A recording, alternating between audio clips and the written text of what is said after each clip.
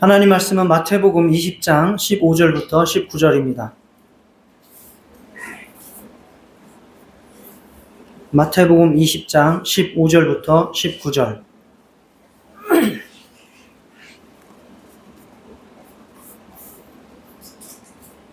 교독하겠습니다. 내 것을 가지고 내 뜻대로 할 것이 아니냐? 내가 선함으로 네가 악하게 보느냐?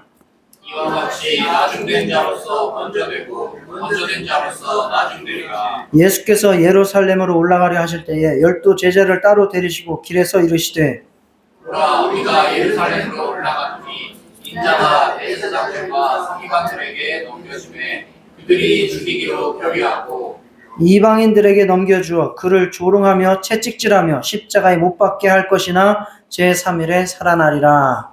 아멘.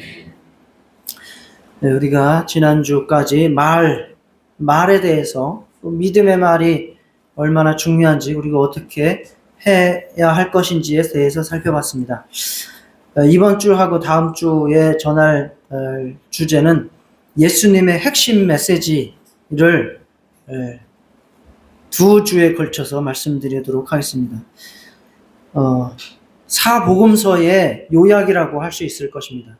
대단히 중요한 아주 말씀이 될 것인데 아주 이번 주하고 다음 주에 잘 정리하셔서 여러분들의 믿음에 또 삶에 큰 유익이 있으시기를 주의 이름으로 부탁을 드립니다. 오늘은 예수님께서 하시는 구원의 조건에 대해서 말씀드리도록 하겠습니다. 사람들은 자신이 꽤 괜찮고 또 옳다라고 생각을 합니다. 나 정도면 착하지, 나 정도만 살아라, 나 정도면 이런 식의 말을 많이 합니다. 그리고 하나님의 생각, 예수님께서 하신 말씀에 대해서는 그렇게 중요하게 여기지 않습니다. 그냥 하나의 종교의 교리로 치부를 해버립니다. 그러나 인간이라고 하는 존재가 얼마나 부족하고 나약하고 연약한지에 대해서 안다면 자신의 생각을 진리로 여기면서 하나님의 말씀을 그렇게 무시하고 정말 하나의 일개 종교의 교리로 치부하는 것이 얼마나 어리석고 위험한지를 잘 알 수 있을 것입니다. 성경에서 하나님께서 인생에 대해서, 인간의 인생에 대해서 말씀하실 때에 아침 안개와 같다라고 비유를 하시고 풀과 같다고 말씀합니다. 풀이 시퍼렇게 막 엄청나게 무성한 것 같지만 낮 한번 휘두르면 몇 시간 지나면 시커멓게 죽지 않습니까? 히터 좀 이제 꺼주시면 감사하겠습니다. 죽지 않습니까? 그리고 그림자 같다라고 말씀합니다. 그림자라는 게 실체가 없습니다. 그냥 있다가 없고 없다가도 있고 그냥 그렇게 무의미한 존재라는 것입니다. 하나님의 말씀은 반대로 영원하다고 말씀하고 있습니다. 하나님의 말씀은 우리가 사람들이 살아가는 반석이라고 말씀하고 있습니다. 그래서 인간의 생각을 가지고 그것을 정말 진리처럼 여기고 살아가는 사람들은 마지막에 큰 코를 다치게 될 것입니다. 우리는 하나님의 생각을 깊이 새겨듣고 정말 우리 인생의 반석으로 삼으실 수 있기를 축원합니다. 지금 미국의 통계를 보면 이러한 사실들을 잘 알 수 있는데요. 미국 사람들이 성경을 믿거나 하나님에 대해서 믿음을 가지고 있는 사람들은 점점 줄어들고 있습니다. 그 비율이 떨어지고 있어요. 그런데 아이러니하게도 나는 죽으면 천국 갈 것이다 라고 생각하는 사람들의 비율은 점점 많아져요. 이건 실제로 통계 조사를 통해서 드러난 겁니다. 그게 뭘 말합니까? 나는 성경에서 말하는 그 하나님 말고 내 방식대로 내 뜻대로 살면 천국에 갈 수 있다라고 믿는 사람들이 많다라는 이야기입니다. 그렇게 자기 위로, 자기 만족, 자기 방법 그렇게 살고 그 죽음 이후에도 나는 충분히 내 마음대로 천국을 누릴 수 있다라고 여기고 있다는 거예요. 한마디로 착각이죠. 사람은 구원에 대한 자기 기준을 갖고 그것을 충족하고 싶어 합니다. 그러나 예수님의 구원에 대한 기준은 과연 어떨까요? 예수님은 인간들에게 자격을 요구하지 않으십니다. 회개와 믿음을 요구하십니다. 친히 예수님께서 이러한 근거와 빈거를 마련해 놓으셨습니다. 오늘 말씀을 통해서 우리는 정말 하나님 앞에 진심으로 우리의 죄인됨을 깨닫고 회개하며 하나님의 은혜를 구하며 정말 하나님의 사랑으로 하나님의 나라에 다 들어갈 수 있는 그러한 저와 여러분 되시기를 축원합니다. 자, 인간의 생각, 그것은 바로 자신의 선행으로 천국에 갈 것이라는 생각입니다. 예수님께서 사역하실 때도 바로 유대 종교 지도자들은 자기들은 천국에 갈 수 있는 의를, 착함과 선함과 행함을 가지고 있다라고 생각했습니다. 그리고 예수님을 따르던 제자들도 마찬가지로 그렇게 생각했습니다. 그래서 그들은 끊임없이 예수님께 나와가지고 이 정도 하면 천국 갑니까? 이 정도 하면 천국 갑니까? 계속해서 물었습니다. 나는 꽤 잘하고 있기 때문에 나 정도면 괜찮지 않습니까? 베드로가 어떻게 묻는지 보십시오. 18장, 19장, 20장 오늘 이렇게 말씀을 드릴 거니까 이제 성경을 펴놓으시면 설교 들으시는데 도움이 될 것입니다. 18장 21절에 보면 베드로가 이렇게 묻습니다. 주여, 형제가 나에게 죄를 범하면 몇 번이나 용서하여 주리이까? 일곱 번까지 하오리이까? 이렇게 물은 거예요. 예수님, 형제가 나한테 죄를 범하면 몇 번까지 용서해주면 돼요? 7번 용서해주면 돼요? 이게 무슨 말이에요? 7번까지는 용서해 줄 수 있다, 자기. 아, 내가 그 정도는 되니까, 이 정도 하면 저 천국 갈 수 있지요? 라고 묻는 거예요. 예수님 말씀은 뭡니까?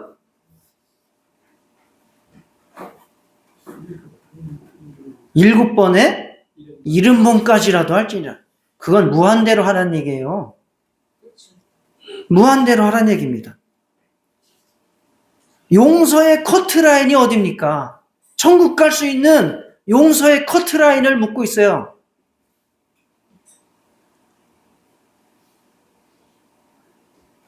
예수님의 답은 커트라인 없다. 없다. 무한대로 하지 않는 이상 너희들은 천국 갈 수 없다. 자, 19장 3절 보세요. 바리새인들이 이렇게 묻습니다. 사람이 어떤 이유가 있으면 그 아내를 버리는 것이 옳으니까? 이건 무슨 이야기입니까? 내가 천국 가기 위해서 가정생활, 결혼생활의 최소 한도의 기준은 무엇입니까? 라고 묻는 거예요. 나는 이 정도는 하고 있지 않습니까? 그러니까 나 정도면 천국 갈 수 있는 자격 되지 않습니까? 라고 묻는 거예요. 그러면서 그렇게 살지 못하는 사람들은 지옥 갈 사람, 나는 천국에 갈 수 있는 사람으로 자기가 기준을 정해놓고 있는 것이죠. 또 이어서 어떤 부자 청년이 나와서 묻습니다. 19장 16절에 무슨 선한 일을 하여야 영생을 얻으리이까? 여기서는 뭐 어떻게 묻는 거예요? 천국에 갈 수 있는 선한 행실에 관한 최소의 기준은 무엇입니까? 여러분들 궁금하죠? 내가 얼마만큼 착하면 천국에 갈 수 있을까? 사실 이러한 기준이 있다면 우리는 굉장히 관심이 많아야 돼요.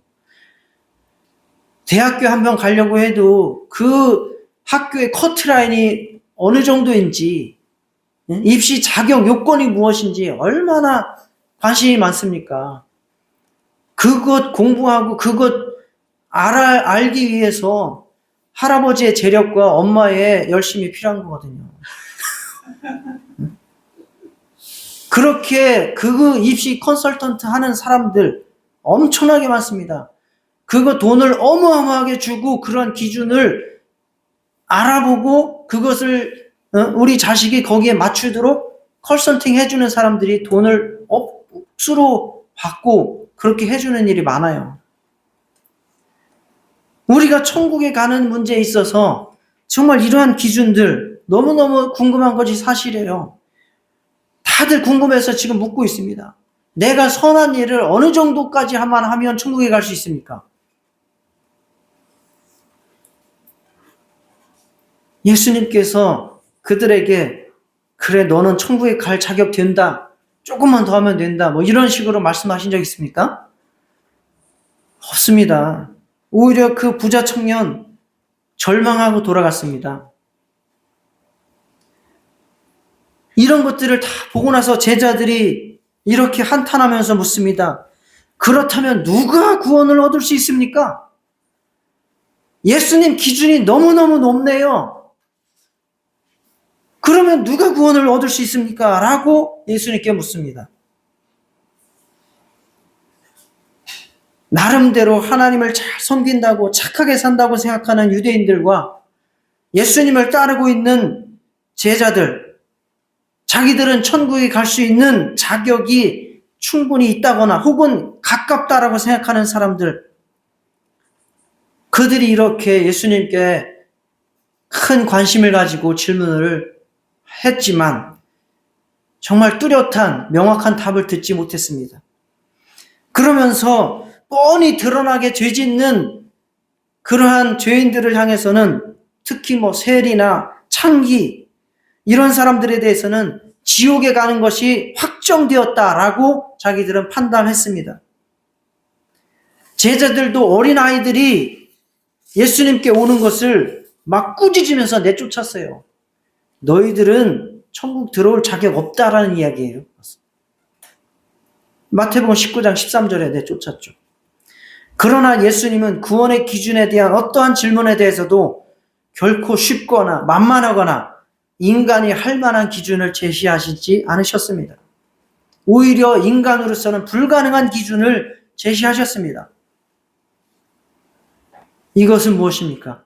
인간이 가지고 있는 천국에 갈 만한 기준 혹은 생각 쓸데없다는 겁니다. 혹시 우리 중에도 나 정도면 천국에 갈 수 있겠지. 나 정도면 착한 사람이지. 나 정도만 살아봐라. 그리고 조금 못하게 사는 사람들이 있으면 저런 것은 다 죽어야 돼. 저런 것들은 지옥 갈 놈들이야. 나 정도는 살아야지. 라고 하는 생각을 가지고 사신다면 다시 한번 예수님의 말씀에 귀 기울여 그 예수님의 의견을 들으시기를 부탁드립니다. 과연 예수님께서 우리에게 구원의 조건으로 제시하시는 것은 무엇일까요? 19장 30절에 먼저 한번 말씀하시거든요. 이렇게 말씀하시죠. 먼저 된 자로서 나중되고 나중된 자로서 먼저 될 자가 많으니라. 이것이 조금 지나서 우리가 읽은 성경 본문 20장 16절에도 똑같은 말씀을 하십니다. 이와 같이 나중된 자로서 먼저 되고 먼저 된 자로서 나중되리라. 과연 그러면 이 말씀은 무엇일까요? 예수님은 이렇게 천국의 기준을 묻고 그것에 내가 합당한지를 묻는 자들에게 비유를 통해서 말씀을 해주시고 있습니다. 우리가 너무나 잘 아는 포도원 품꾼의 비유죠. 마태복음 20장 1절부터 16절에 나옵니다. 잘 아시듯이 어떤 포도원 주인이 농장에 일이 있어갖고 일을 시키는데 새벽 6시에 사람 데려다 일 시키고 아침 9시에 데려다 일 시키고 낮 12시에 데려다 일 시키고 오후 3시에 데려다 일 시키고 오후 5시에 데려다 일 시켰단 말이에요. 그리고 오후 저녁 6시 돼가지고 일 끝났어요. 그런데 그 모든 시간에 데려온 사람들한테 돈을 주는데 하루 일당이 뭐 20만 원이라고 생각하면 오후 5시에 와가지고 빗자루질 한두 번 한 사람한테 얼마 줬다고요? 20만 원 줬어요. 오후 3시에 온 사람한테 얼마 줬어요? 20만 원 줬어요. 난 12시에 온 사람한테 얼마 줬어요? 20만 원 줬어요. 그렇게 점점 주기 시작할 때에 새벽 6시에 온 사람이 어떻게 생각을 했다는 거예요? 아, 저 사람들한테 20만 원씩을 줘? 아, 그러면 나는 한 30만 원이나 한 40만 원은 받겠네? 라고 기대를 하고 있었다는 겁니다. 그랬는데 새벽 6시에 온 사람한테도 그 주인이 어떻게 얼마를 줬다고요? 똑같이 20만 원을 줬다고요. 그랬더니 그 새벽 6시에 와가지고 뼈 빠지게 일한 사람이 주인한테 따졌다는 거 아닙니까? 뭐라고 따져요? 시간 많이. 6시에 온 사람이나 5시에 온 사람이 어떻게 똑같이 주냐? 왜 똑같이 주냐? 나한테 더 줘야 되는 거 아니냐? 이렇게 따졌다는 거예요. 그래서 예수님이 이렇게 말씀하신 거 아닙니까? 13절. 친구여, 내가 너한테 잘못한 것이 없다. 너하고 나하고 하루 품삯 20만 원을 약속하지 아니하였느냐? 네 것이나 가지고 가라. 나중은 이 사람에게 너와 같이 주는 것이 내 뜻이니라. 내 것을 가지고 내 뜻대로 할 것이 아니냐? 내가 선함으로 네가 악하게 보느냐? 이렇게 말씀했다는 거예요. 예수님께서는 사람을 보실 때 죄인과 의인이라고 하는 두 가지의 판단 기준을 갖고 있지 않습니다. 예수님께서는 사람을 보실 때에 오직 죄인만 존재하는 거예요. 그래서 오히려 예수님께서 사람을 보실 때에 판단을 하신다면 이렇게 나눕니다. 자신이 나쁘다라고 하는 것을, 즉 죄인이다라는 것을 아는 사람하고 자신이 죄인이다라고 하는 것을 모르는 사람하고 이렇게 두 분류로 예수님은 판별을 하시는 겁니다. 그런데 안타깝게도 내가 죄인이다라고 하는 것을 제일 깨닫지 못하는 사람들이 누구냐는 거예요. 나는 죄인입니다 라고 깨닫지 못하는 사람들이 누구겠어요? 착한 사람들이요. 열심히 순종하는 사람들이요. 나는 의롭다고 생각하는 사람들이요. 나는 저 사람들보다 낫다라고 생각하는 사람들이요. 그 사람들은 나는 죄인입니다 라고 하는 사실을 깨닫지 못한다는 거예요. 그래서 스위스의 의사이자 신학자인 폴 투르니에라고 하는 아주 유명한 사람은 구원의 걸림돌에 대해서 이렇게 이야기를 합니다. 구원의 걸림돌은 죄책감이 아니라 죄책감을 억누르는 것이다.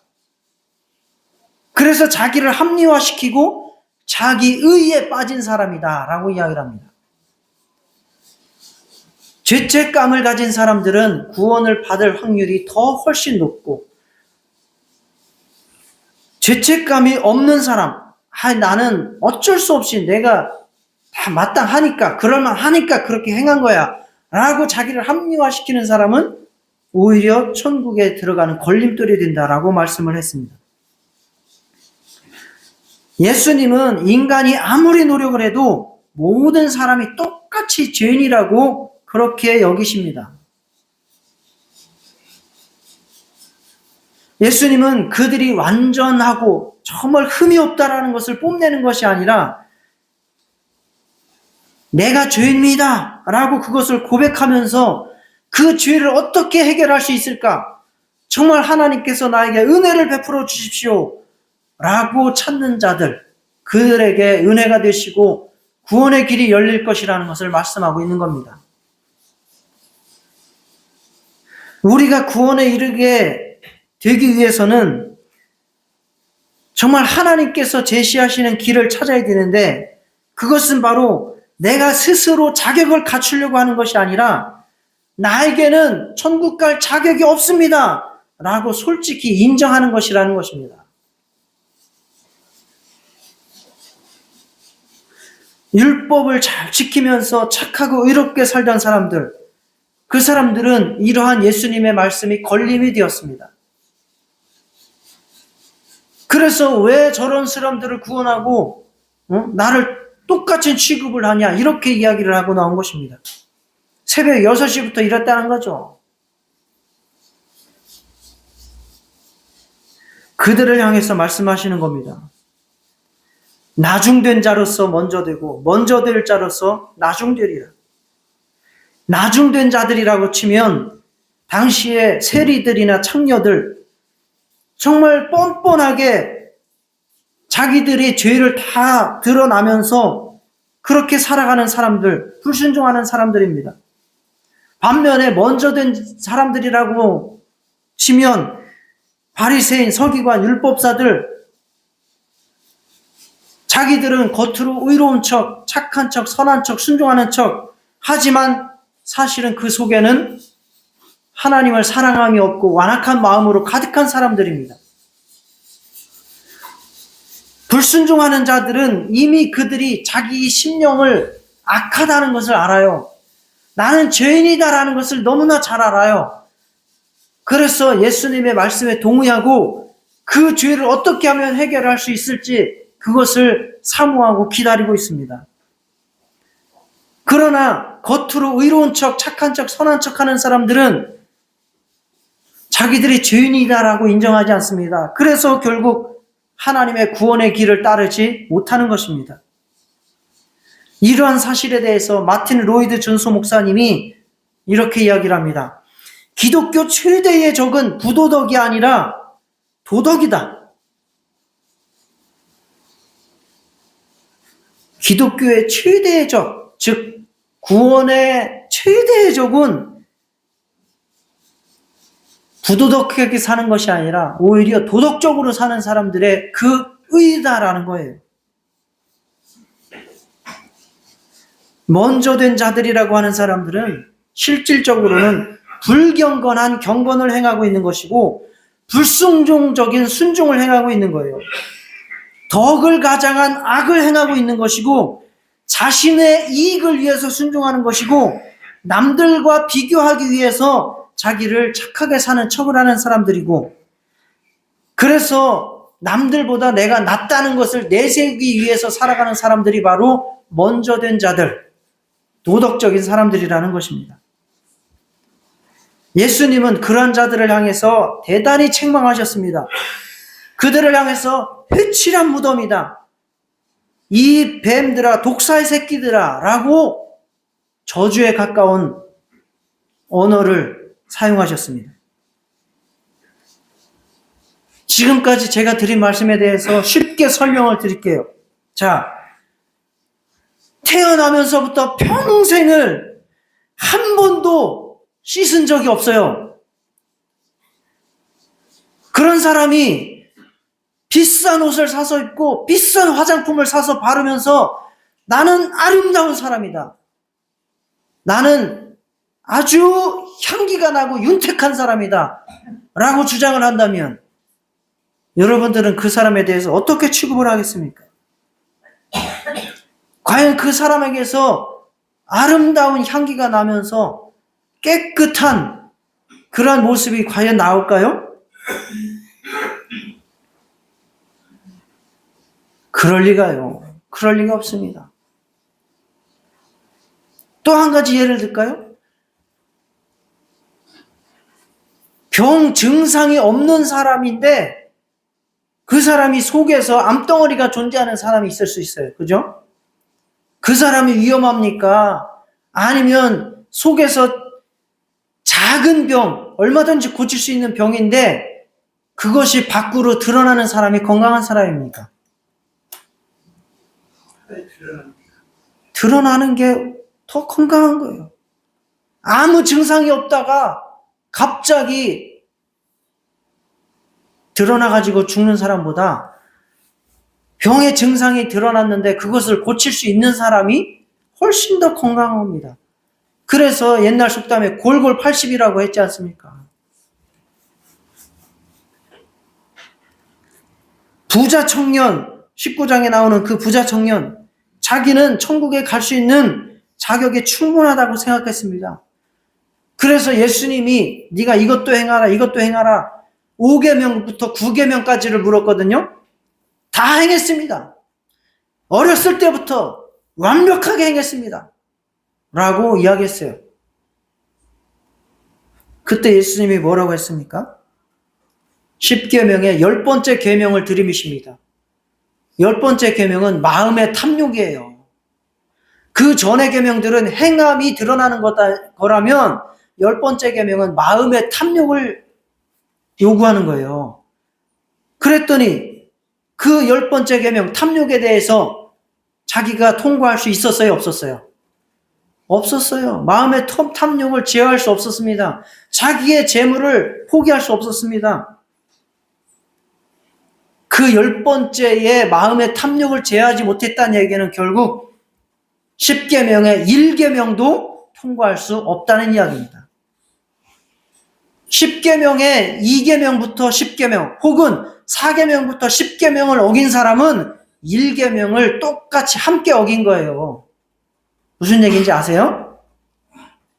도둑질하지 말라 했으면 내가 도둑질을 했어요. 그러면은 도둑질한 그 계명만 어긴 게 아니라 나 위에 다른 신들을 있게 하지 말지니라 라고 하는 1계명도 어긴 거예요. 그럼으로써 이 부자 청년은 하나님의 온전한 구원의 기준을 통과할 수 없었어요.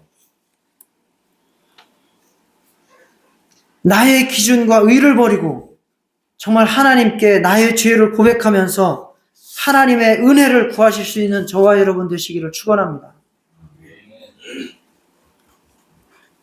그렇다면 어떻게 우리가 자격이 없다는 것만 인정하면 천국에 갈 수 있다는 말입니까? 어떻게 내가 죄인입니다 라고 하는 말만 하면, 그것을 고백하면 죄를 미워하시는 하나님 앞에 인정을 받을 수 있을까요? 그 답이 바로 우리가 읽은 본문의 18절부터 19절에 나오는 겁니다. 보라, 우리가 예루살렘으로 올라가노니 인자가 대제사장들과 서기관들에게 넘겨지매 그들이 죽이기로 결의하고 이방인들에게 넘겨줘 그를 채찍질하며 십자가에 못 박게 할 것이나 제3일에 살아나리라. 예루살렘 외곽의 작은 언덕, 골고다 언덕 위에 창세전부터 정해진 특별한 목적을 위해서 하늘 아버지께 보내심을 받은 예수 그리스도께서 목숨을 내놓으셨습니다. 이 사건으로 예수님께서 하나님의 아들이 하나님 아버지의 공의를 충족시켰습니다. 이 영원한 대속의 고난과 죽음으로 우리는 하나님 앞에서 옳다, 너는 구원받을 수 있다 라고 하는 자격을 인정받을 수 있게 되었다는 사실입니다. 오로지 예수 그리스도의 대신 죽으심, 그 공로를 힘입어서 우리가 천국에 갈 수 있게 된 것입니다. 이 땅에 살았던 모든 인간 중 하나님 앞에서 먼저 될 만한 사람은 한 명도 없습니다.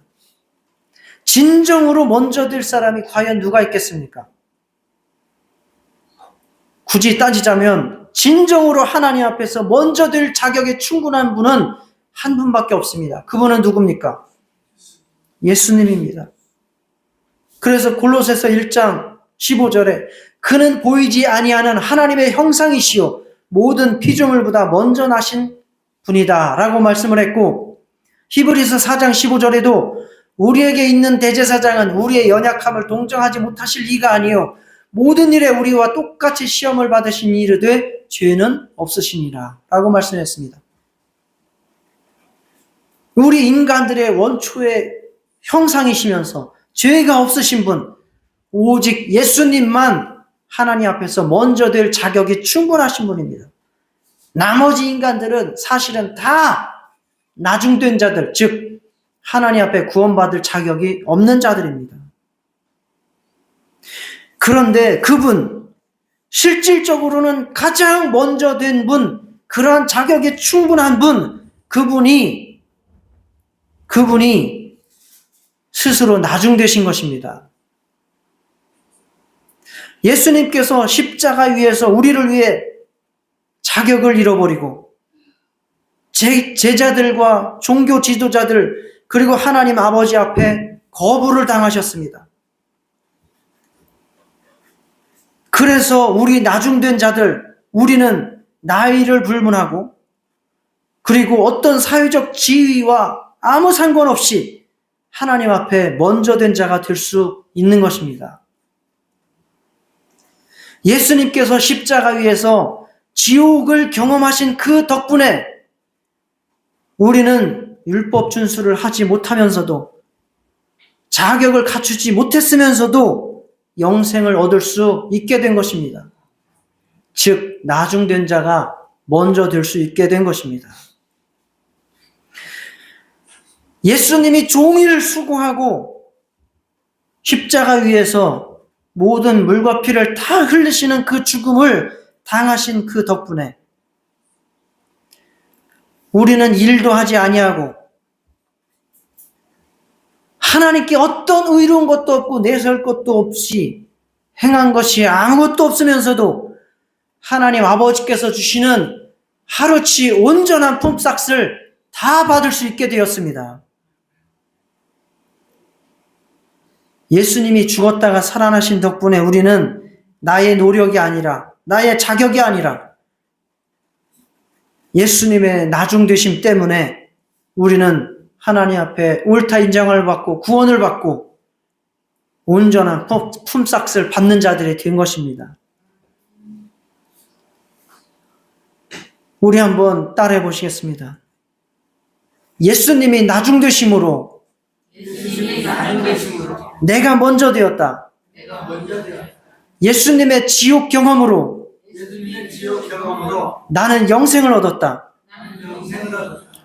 예수님이 노동하시고 나는 놀고 품삯을 받았다. 이것이 하나님의 은혜입니다. 이것이 우리가 천국을 들어가는 방법입니다.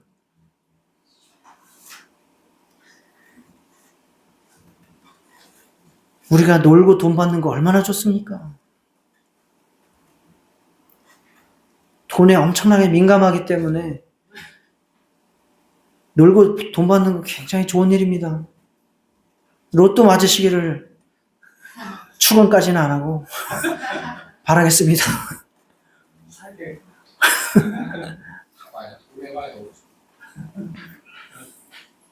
나에게 자격이 없다는 사실을 깨닫고 정말 예수님 그분의 그 고난과 죽음 그 공로를 의지하면 예수님의 대속으로 하나님의 사랑으로 천국에 들어갈 수 있습니다. 예수님의 공로를 받아서 나중된 우리가 먼저 될 수 있으시기를 주의 이름으로 축원합니다. 우리에게 자격이 없다는 것을 알면 하나님 나라에 들어갈 자격을 얻고 우리에게 자격이 있다고 생각하고 착각하고 주장하면 하나님 나라에 들어갈 자격을 찾을 수 없습니다. 우리는 하나님의 은혜가 필요한 사람들입니다. 정말 하나님의 사랑을 받아들이시기를 주의 이름으로 축원합니다. 순종이라고 하는 것은 우리가 천국에 들어가는 구원의 수단과 방법이 아닙니다.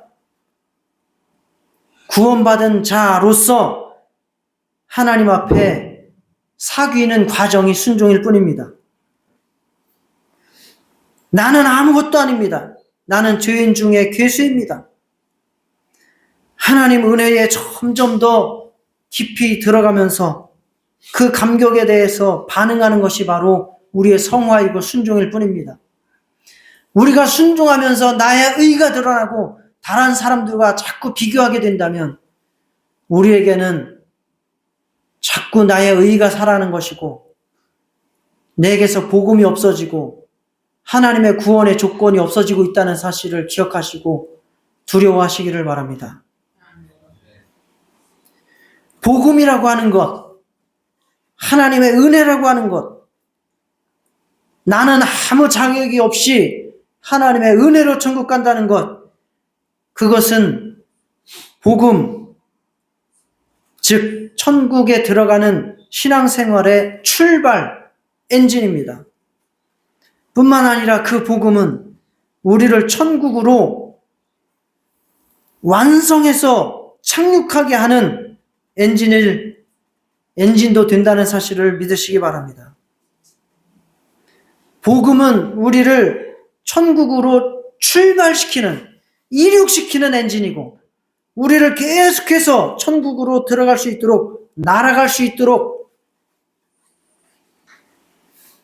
추진하는 엔진입니다. 더 중요한 것을 따지자면 출발입니다. 비행기가 기름을 언제 제일 많이 쓸까요? 네, 이륙할 때 제일 많이 씁니다.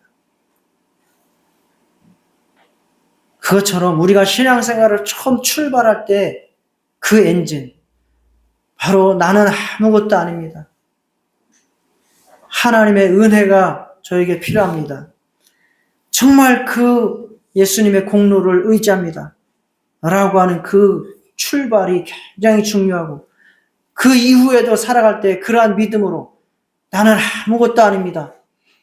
내가 행하는 것은 하나님의 은혜로서 행하는 것이고, 이 모든 것 주님께서 나에게 주신 그 사랑에 대한 반응이며 정말 하나님과 나의 사귐의 과정입니다. 라고 하는 믿음으로 신앙생활 하시기를 주의 이름으로 축원합니다. 골로새서 1장 23절에 사도 바울이 이렇게 권면합니다.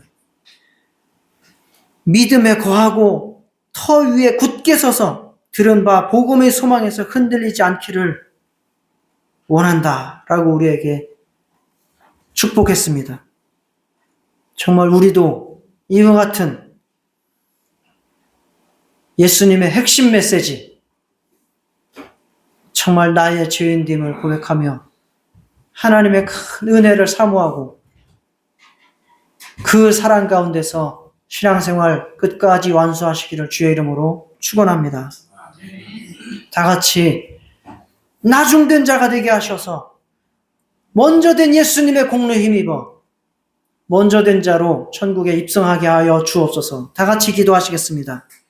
하나님 아버지, 주님 도와